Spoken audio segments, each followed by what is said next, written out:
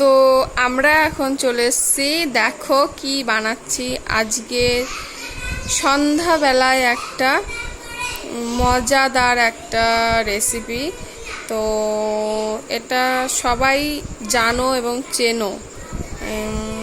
তো কি বানাচ্ছি তোমরা দেখে বুঝতেই পেরে গেছো।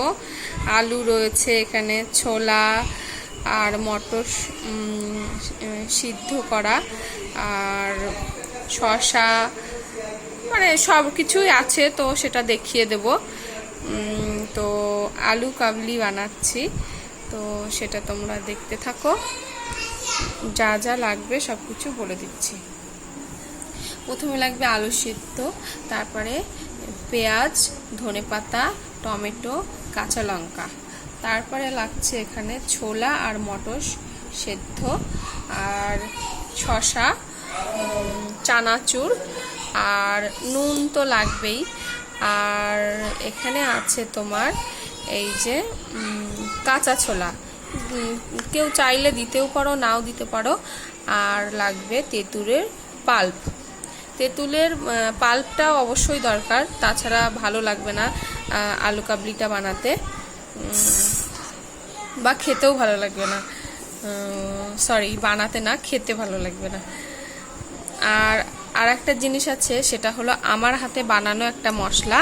সেটা হলো তার মধ্যে সেই মশলাটা আমি কি কি দিয়ে বানিয়েছি সেটাও তোমাদেরকে আমি পরের রেসিপিতে তোমাদেরকে দেব। তো আমার চ্যানেলটাকে তোমরা সাবস্ক্রাইব করো আর বেল আইকনটা প্রেস করে দিও।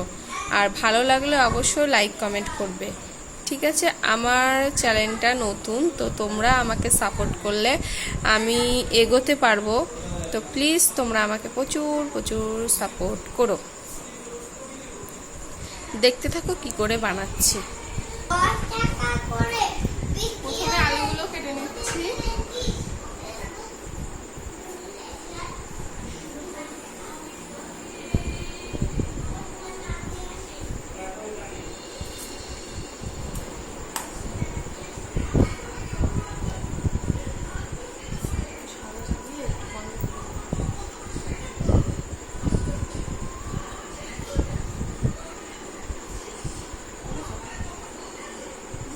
চলো, তো এবার আবার আলুটা কেটে নিয়েছি, তো এর মধ্যে দিয়ে দিচ্ছি তোমার পেঁয়াজ কুচি,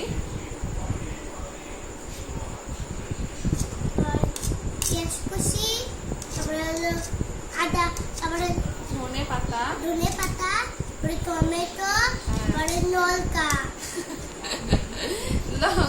আমার মেয়ে বলছে তো ওর বাচ্চাদের কথা। আর কাঁচা ছোলা, কাঁচা ছোলা,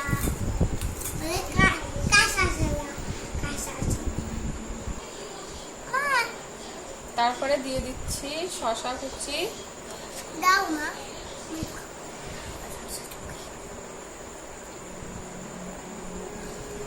চুপ করে বসো। তারপরে ছোলা আর মটর সিদ্ধ। দেখুন সবাই, আমি হলো শসা খাচ্ছি এমনি মুখে। আর এই যে তেঁতুলের পাল্প, এটা দিয়ে দিচ্ছি।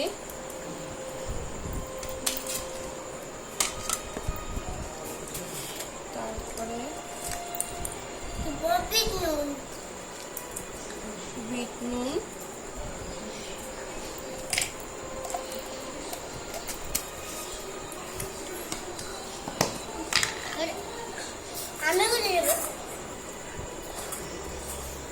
এমনি নুন,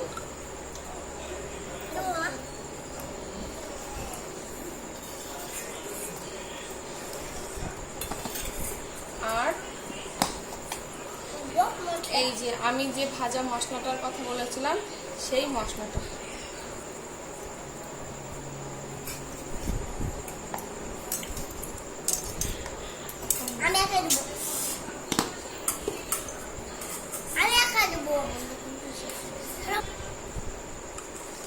তারপরে এবার ভালো করে এটা মিশিয়ে নিতে হবে।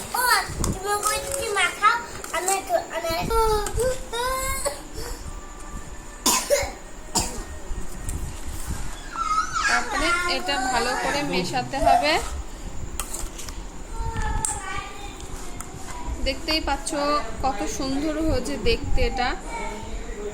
তো তোমরাও বাড়িতে বানিয়ে খাবে, এটা ভালো লাগবে।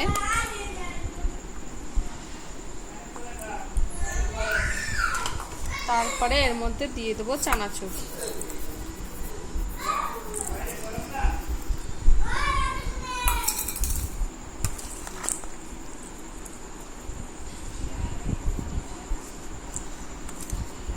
তো দেখেছো এটা কেমন হয়েছে? তো দেখতে তো ভালোই হয়েছে, তো খেতেও নিশ্চয়ই খুব ভালো হবে। তো তোমরা ভালো লাগলে এই ভিডিওটি ভালো লাগলে তোমরা অবশ্যই লাইক কমেন্ট করবে এবং শেয়ার করবে। Okay bye. এরপরে আবার নেক্সট ভিডিওর জন্য তোমরা অপেক্ষা করো।